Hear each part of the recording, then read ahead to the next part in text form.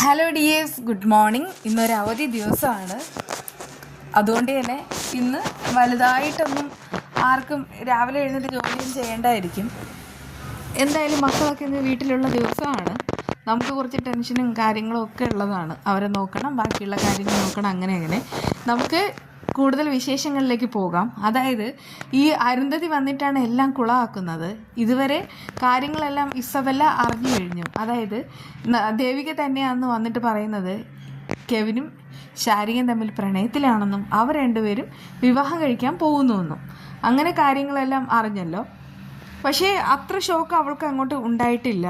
അതിനേക്കാളൊക്കെ അതുക്കും മേലെ ചിന്തിക്കുന്ന ഒരാളാണ് അരുന്ധതി.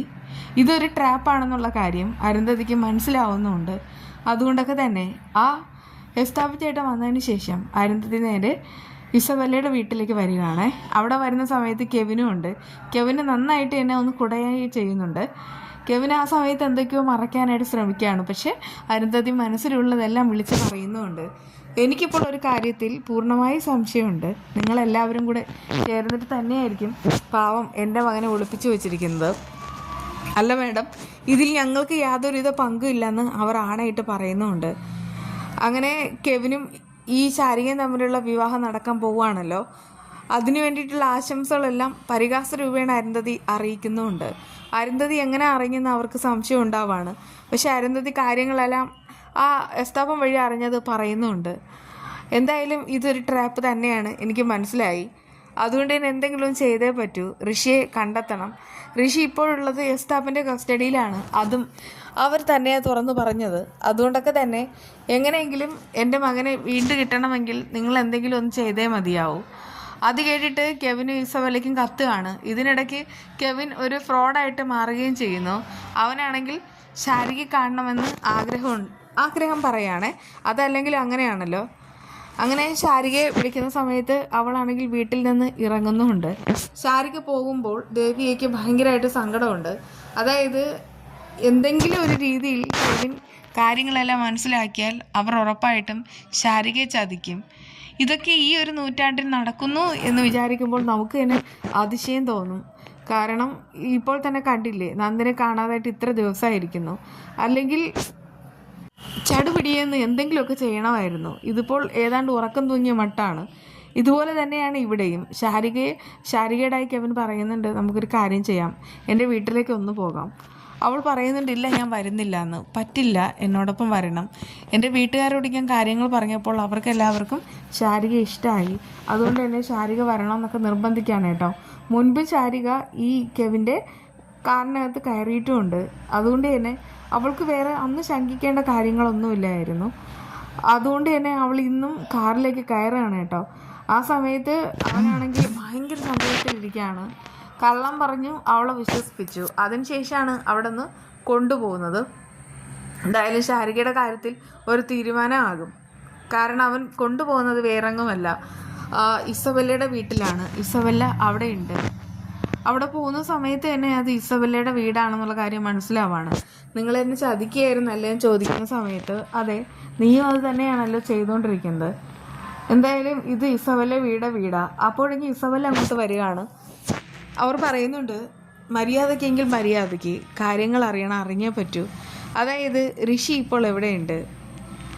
ആ സമയത്ത് ശാരിക ആകെ ഞെട്ടുകയാണ്. എന്നിട്ട് പറയുന്നുണ്ട്, ഋഷിയോ? ആ ഋഷി മരിച്ചു പോയില്ലേ? നീ കൂടുതൽ കളിക്കുകയൊന്നും വേണ്ട. നിൻ്റെ ചേച്ചി അരുന്ധതി മേഡത്തിൻ്റെ വീട്ടിൽ പോയി പറഞ്ഞ കാര്യങ്ങളെല്ലാം ഞങ്ങൾക്കറിയാം. അതുപോലെ തന്നെ അരുന്ധതി മേഡം സത്യങ്ങളെല്ലാം തുറന്ന് പറയുകയും ചെയ്തു. എല്ലാം അറിഞ്ഞിട്ട് നിങ്ങളെല്ലാവരും കളിക്കുന്ന ഒരു നാടകമാണ്. മര്യാദയ്ക്ക് ഋഷി എവിടെയാണെന്ന് പറഞ്ഞേ പറ്റൂ. അത് കേട്ട് ശാരിക ആണായിട്ട് പറയണേ, എനിക്കറിയില്ല, ചന്ദ്രോത്തുകാരുമായി ബന്ധപ്പെട്ട കാര്യങ്ങളൊന്നും എന്നെ ബാധിക്കുന്ന പ്രശ്നമേ ഇല്ല. എൻ്റെ ചേച്ചി അവിടെ വന്ന് നിൽക്കുന്നു എന്നതല്ലാതെ ഞങ്ങൾ തമ്മിൽ ഇപ്പോൾ ഒന്നുമില്ല. അതുകൊണ്ട് തന്നെ എനിക്ക് നിങ്ങളുടെ രഹസ്യങ്ങളൊന്നും അറിയില്ല. കെവിൻ ചേട്ടൻ എന്നോട് കള്ളം പറഞ്ഞിട്ടാണ് എന്നെ കൊണ്ടുവന്നത്. പക്ഷെ എനിക്ക് പോയേ പറ്റൂ. ആ സമയത്ത് ഇസബെല്ല പറയുന്നുണ്ട്, മര്യാദയ്ക്ക് പറയടി എന്ന്. എന്നിട്ട് ശാരികയുടെ കഴുത്തിന് കുത്തിപ്പിടിക്കുകയാണ്. കെവിൻ്റെ മുന്നിൽ വെച്ചിട്ടാണ് ഇങ്ങനെയൊക്കെ ചെയ്യുന്നത്. അപ്പോഴേക്കും ഇസബെല്ലയും കെവിനെയും ചതിച്ചതാണെന്ന് ശാരികയ്ക്ക് മനസ്സിലാവാണ്. എന്നിട്ട് പറയുന്നുണ്ട്, നിങ്ങൾക്ക് എന്നെ ഒരു ചുക്കും ചുണ്ണാമ്പും ചെയ്യാനായിട്ട് കഴിയില്ല. മര്യാദയ്ക്ക് എന്നെ പറഞ്ഞു വിടുന്നതാണ് നിങ്ങൾക്ക് നല്ലത്. ഇതിപ്പോൾ നന്ദേട്ടനെ ദേവി ചേച്ചിയെ തൊടുന്നത് പോലെയല്ല എന്നെ തൊടുന്നത്. ഞാൻ അവരെ പോലെ ഒന്നുമല്ല. ഞാൻ വളരെ ബോൾഡാണ്. എന്നെ എന്തെങ്കിലും ചെയ്താൽ നിങ്ങൾക്ക് അതിൻ്റെ പരിണത ഫലം അനുഭവിക്കേണ്ടി വരും. ഞാൻ ഇങ്ങോട്ടാണ് വരുന്നതെന്നുള്ള കാര്യം എല്ലാവർക്കും അറിയാം. അതുകൊണ്ട് മര്യാദയ്ക്ക് എന്നെ വിടുന്നതാണ് നല്ലത്. ആ സമയത്ത് അവരൊന്ന് പകച്ചു പോവാണ്. എന്തായാലും ശാരികയെ അങ്ങനെ കാണാതാക്കാൻ ഇവർക്കാർക്കും പറ്റില്ല. കാരണം ഈ പറയുന്ന കെവിൻ ഒരു ചതിയനായതുകൊണ്ട് തന്നെ ശാരിക കാര്യങ്ങളെല്ലാം ദേവികയെ അറിയിച്ചിട്ട് തന്നെയാവും ഇങ്ങോട്ട് വന്നിട്ടുണ്ടാവുക. അതുകൊണ്ട് തന്നെ ശാരികയ്ക്ക് വലിയ പേടിയൊന്നും വേണ്ട.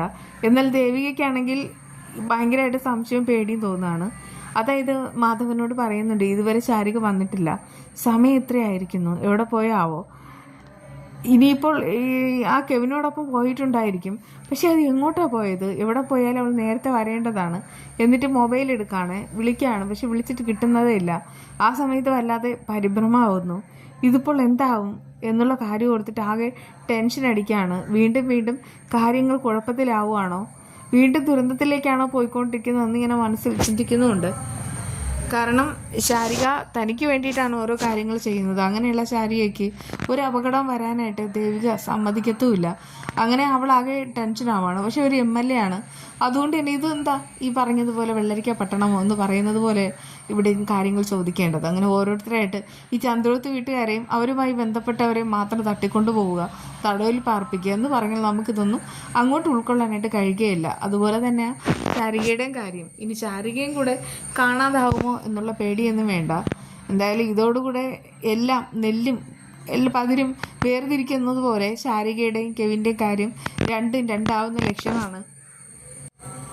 എന്തായാലും ഈ ഇസബല്ലയുടെയും കെവിൻ്റെയും സകല കള്ളക്കളികളും ദേവിക കണ്ടുപിടിച്ച സ്ഥിതിക്ക് അവർ അടങ്ങിയിരിക്കില്ല. അവർക്ക് രക്ഷ നേടാനായിട്ട് പലതും ചെയ്യും. അതുകൊണ്ടാണ് അത് മുഖാന്തരമായിട്ട് ശാരികയെ അങ്ങോട്ട് കൊണ്ടുപോയിട്ടുള്ളത്. പക്ഷേ നമ്മളൊന്നും ചിന്തിക്കേണ്ട കാര്യമില്ല. അവിടെ കൊണ്ടുപോയത് ശാരികയാണെങ്കിൽ ശാരികയ്ക്ക് പുറത്ത് കിടക്കാനറിയാം. എന്തായാലും ഇന്നത്തെ വീഡിയോ എന്ന് പറയുന്നത്, എനിക്കാണെങ്കിൽ ചീമച്ചക്ക എന്നാണ് ഇവിടെ പറയുന്നത്, കടച്ചക്ക എന്ന് പൊതുവേ പറയും. ഭയങ്കര ടേസ്റ്റുള്ളൊരു സാധനമാണ്. ഇത് കറി വെച്ചാലും അല്ലാതെ നമുക്ക് പുഴുങ്ങി കഴിച്ചാലും, കുറച്ച് തേങ്ങയൊക്കെ ഇട്ട് പുഴുങ്ങി കഴിച്ചാലും കിടുക. പിന്നെ തോരൻ വെച്ചാലും അടിപൊളിയാണ്. പക്ഷേ ഞാനത് തോരനും വെച്ച് പിന്നെ തീയലും വെച്ചിട്ടുണ്ട്. തീയലിനാണെങ്കിൽ നമുക്കറിയാമല്ലോ, തേങ്ങയും മുളക് പൊടിയും മഞ്ഞൾപ്പൊടിയും ഒരല്പം ഗരം മസാല. അത് ഗരം മസാലയല്ല, ഞാൻ ഇട്ടത് പെരിഞ്ചീരകമാണ് കേട്ടോ. പെരിഞ്ചീരകവും ഉള്ളിയും ഇഞ്ചി വെളുത്തുള്ളി തേങ്ങ എല്ലാം കൂടെ ഇട്ട് ഒന്ന് ചൂടാക്കിയെടുക്കുക എന്ന് പറഞ്ഞാൽ വെറുതെ ചൂടാക്കിയാൽ പോരാ. അതായത് ലോ ഫ്ലെയിമിൽ വെച്ചിട്ട് തന്നെ നമ്മളാണെങ്കിൽ ഈ തേങ്ങ വറുത്തെടുക്കണം. അപ്പോഴാണ് അതിൻ്റെ ഒരു മണവും എല്ലാം വരുന്നത്. അതിന് ശേഷമാണ് നമ്മളിതൊന്ന് തണുത്തതിന് ശേഷം അരച്ചെടുക്കുക. എന്നിട്ട് അതൊന്ന് ഈ വേവിച്ച് വെച്ചിരിക്കുന്ന ആ ഒരു കടച്ചക്കയിൽ ചേർത്ത് കൊടുക്കുക. ഒരല്പം വെള്ളം കൂടെ ഒഴിക്കണം കേട്ടോ. അങ്ങനെ ലൂസായിട്ടാണ് ഈ കറി ഉണ്ടാക്കുന്നത്. തീയൽ, കടച്ചക്ക തീയലെന്ന് പറഞ്ഞാൽ ഭയങ്കര അടിപൊളിയാണ്. എന്തായാലും ഞാനിന്ന് വെച്ചിട്ടുണ്ട്. ഇപ്പോൾ ഇത് വെച്ചതിൻ്റെ വീഡിയോയാണ്. കുറച്ച് കഴിഞ്ഞിട്ടാണ് ചോറുണ്ണാൻ പോകുന്നത്. എനിക്കറിയാം ഇതിൻ്റെ ടേസ്റ്റ്, ഭയങ്കര ഇഷ്ടം. വീട്ടിലുള്ളവർക്ക് ഭാഗ്യമാണ് കേട്ടോ. കാരണം അത്രയും നല്ലൊരു സാധനമാണിത്. നമുക്ക് പുറത്തു നിന്നായാലും ഇത് ഭയങ്കര നല്ല വില കൊടുക്കണം. എന്തായാലും വിശേഷമായി വീണ്ടും കാണാം. ബൈ.